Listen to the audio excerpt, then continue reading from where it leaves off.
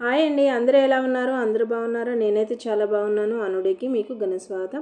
ఈరోజు పాలకూర వెల్లుల్లి వేసి ఏ విధంగా కర్రీ అనేది చేసుకోవాలని చూపించబోతున్నాను. అలాగే స్టవ్ వెలిగించేసి కొంచెం ఆయిల్ అనేది వేసుకోండి. మీకు సరిపడినంత ఆయిల్ అనేది వేసుకోండి.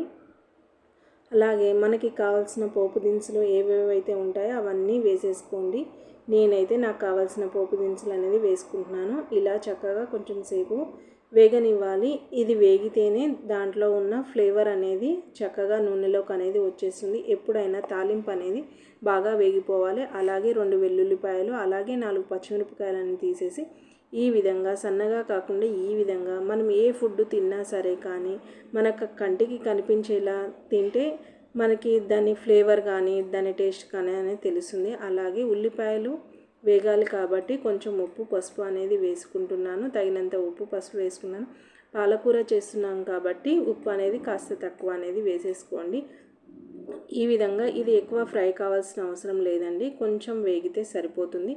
ఈ విధంగా వేగిన తర్వాత ఇదిగో చూడండి, ఈ విధంగా వేగిన తర్వాత నేను ముందుగానే పాలకూర అనేది కోసి పెట్టుకున్నాను. అలాగే నేను సన్నగా ఏం తరుక్కోలేదండి, ఎందుకంటే సన్నగా తరిగితే దీంట్లో ఉన్న విటమిన్స్ ప్రోటీన్స్ అనేవి పోతాయి. అదేవిధంగా పాలకూర అనేది మరీ ఎక్కువగా వేగాల్సిన అవసరం కూడా లేదండి. ఈ విధంగా ఎప్పుడైనా మనకు పాలకూర ఇదే గ్రీన్ కలర్లో ఉండాలంటే మూత అనేది పెట్టకండి. అలాగే నేను మసాలా అని చెప్పాను కదా, మసాలా కోసం ఒక మిక్సీ గిన్నె తీసుకొని కాసిన్ని కొబ్బరి ముక్కలు అనేది వేసుకుంటున్నాను. అంటే 1 టీ స్పూన్ కొబ్బరి ముక్కలు వేసుకుంటున్నాను. అలాగే వెల్లుల్లి ఒక 5-6 వెల్లుల్లి రెబ్బలు అనేది వేసుకుంటున్నాను. అలాగే కొంచెం కారం, మీకు తగినంత ఇంట్లో ఏ విధంగా తింటారో ఆ కారం అనేది వేసేసుకోండి. అలాగే నేను 1 స్పూనున్నర కారం అనేది వేసుకుంటున్నాను.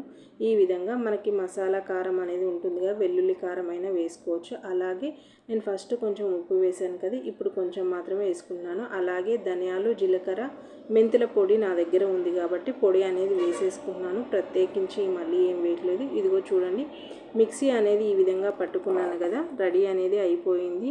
ఇదిగో చూడండి, పాలకూర కూడా దాంట్లో ఉన్న వాటర్ అంతా ఈ విధంగా వచ్చేసింది కదా. అలాగే కొంచెము కరివేపాకు అనేది వేసేసుకోండి. ఒక్కసారి కలిపేసుకున్న తర్వాత మనం ముందుగానే వెల్లుల్లి కారం అనేది రెడీ చేసి పెట్టుకున్నాం కదండి, ఈ మసాలా అంతా వేసేసేయండి. ఈ మసాలా వాటర్ లోపల చక్కగా కలిసిపోతుంది. అలాగే ఆకుకూరకు అనేది ఎక్కువగా పడుతుంది. ఇదిగో చూడండి, మనం మూత పెట్టలేదు కాబట్టి ఇదే కలర్లో ఉంటుంది, గ్రీన్గా ఉంటుంది. ఎప్పుడైనా సన్నగా తరిగిన ఆకుకూర కన్నా ఈ విధంగా ఒకసారి ట్రై చేసి చూడండి. దాని ఫ్లేవర్ కానీ ఏదైనా కానీ చాలా సూపర్ టేస్టీగా ఉంటుంది. ఇదిగో చూడండి, ఎక్కువ మగ్గాల్సిన అవసరం ఏమీ లేదు, కొంచెం మగ్గితే సరిపోతుందండి. ఈ విధంగా ఇంకో చూడండి, కర్రీ అనేది రెడీ అయిపోయింది. ఇదిగో చూడండి, అన్నంలోకి రైస్లోకి ఏదేంట్లోకైనా అవసరం వస్తుంది. నచ్చితే లైక్ చేయండి, షేర్ చేయండి, సబ్స్క్రైబ్ చేసుకోండి. పక్కనే బెల్ ఉంటుంది, గంట కొట్టేసేయండి. నేను ఏ విధమైన వీడియో పోస్ట్ చేసినా నోటిఫికేషన్ ద్వారా అందుతుంది. Have a nice day. Bye bye.